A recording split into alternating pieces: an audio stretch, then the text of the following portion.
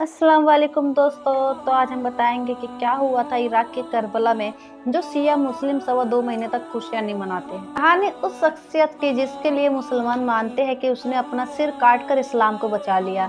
इनके बारे में कहा जाता है कि इन्होंने दीन इस्लाम को बचाने के लिए एक से बढ़कर एक कुर्बानी दी।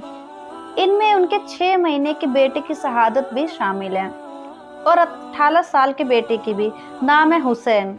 हाँ, ये वही हुसैन है जिनके लिए मोहम्मद साहब ने कहा था कि हुसैन मुझसे और मैं हुसैन से, लेकिन फिर भी यजीद नाम के शख्स ने उनको कत्ल कर दिया। कहा जाता है कि यजीद चाहता था कि हर बात उसकी मानी जाए।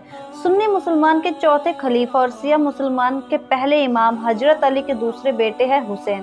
पहले बेटे का नाम है हसन। पैगंबर मोहम्मद साहब की बेटी फातिमा हुसैन की माँ है, यानी पैगंबर मोहम्मद साहब हुसैन के नाना हैं। हुसैन को शिया मुस्लिम अपना तीसरा इमाम मानते हैं। पहले इमाम हजरत अली और दूसरे हसन, इनके बाद हुसैन। करबला शहर में इमाम हुसैन का रोजा जहाँ उनकी कब्र है। पैगंबर मोहम्मद साहब ने अल्लाह का पहचानवाया कि वो एक है और वही इबादत के काबिल है। उन्होंने इस्लाम फैलाना शुरू किया। तब लगभग अरब के सभी कबीलों में मोहम्मद साहब की बात को मानकर इस्लाम धर्म को कबूल कर लिया था। मोहम्मद साहब के साथ जुड़े कबीलों की ताकत देखकर उस वक्त उनके दुश्मन भी उनसे आ मिले, लेकिन उनसे दुश्मनी दिल में पाले रहे और ये दुश्मनी मोहम्मद साहब की दुनिया से चले जाने के बाद सामने आने लगी। पहला हमला उनकी बेटी फातिमा जहरा पर हुआ। जब उनके घर पर हमला किया गया तो उन घर का दरवाजा टूटकर फातिमा जहरा पर गिरा और उसके जख्म ऐसे हुए कि 28 अगस्त सन 632 में वो भी इस दुनिया से रुखसत हो गई। उस वक्त हुसैन करीब 6 से 7 साल के थे। इनके बाद पैगंबर मोहम्मद साहब के दामाद और फातिमा के शोहर अली को भी वो दुश्मनों ने कत्ल कर दिया।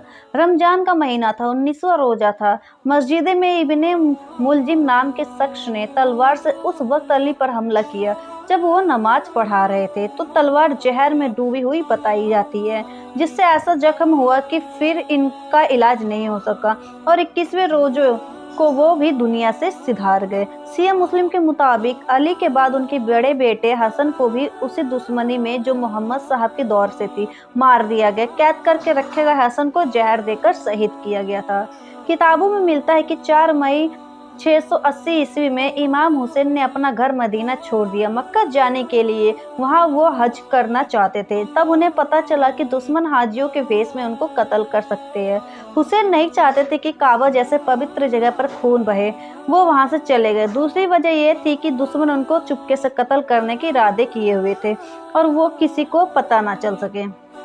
मुस्लिम इतिहासकारों के मुताबिक हुसैन चाहते थे कि अगर उनको कत्ल किया जाए तो जमाना देखे और खुद तय करे कि कौन सही और कौन गलत।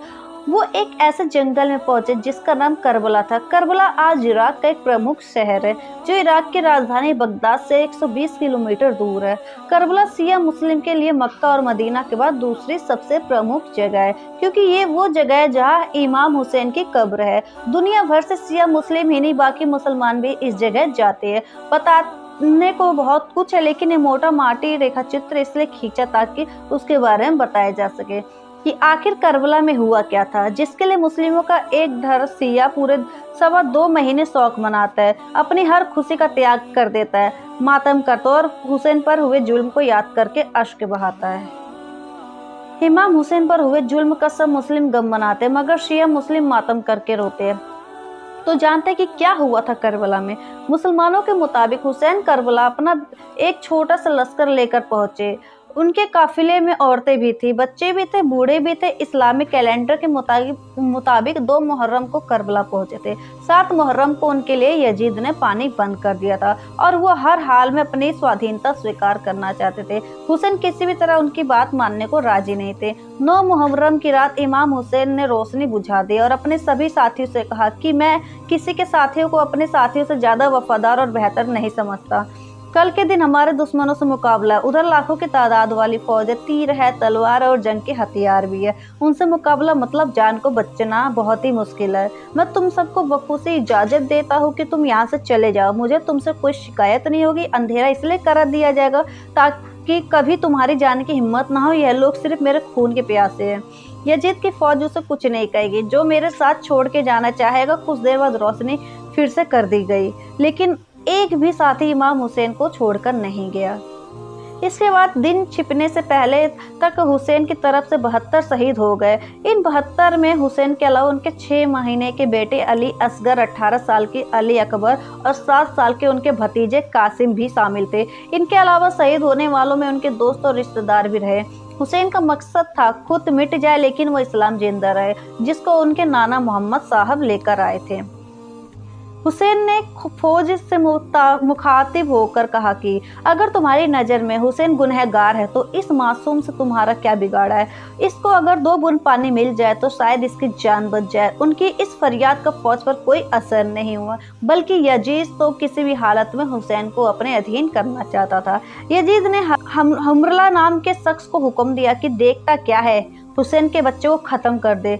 हमरला ने कमान को संभाला। 3 धार का तीर कमान से चला और हुसैन की गोद में अली असगर की गर्दन पर लगा। 6 महीने के बच्चे का वजूद ही क्या होता है।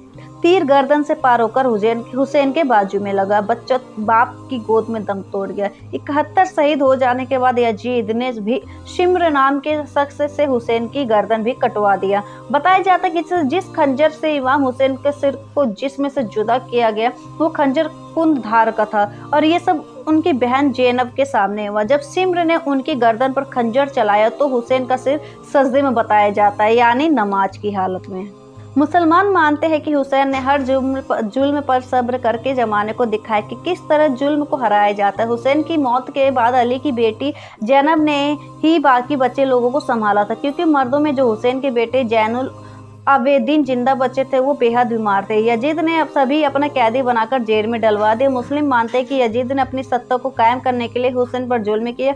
इन्हीं की याद में शिया मुस्लिम मुहर्रम में मातम मनाते, अश्क बहाते। हुसैन ने कहा था कि जिल्लत की जिंदगी से इज्जत की मौत बेहतर है। तो कहानी यहीं पे ख़त्म होती है। तो आप लोग बताना कि आप लोगों को ये स्टोरी कैसे लगी, जो बहुत ही दर्दनाक मौत हुई थी उनकी, किस तरीके से उन्होंने सामना किया था लोगों से, फौजियों से। बहुत ही दर्दनाक करबला की जंग की बात है। तो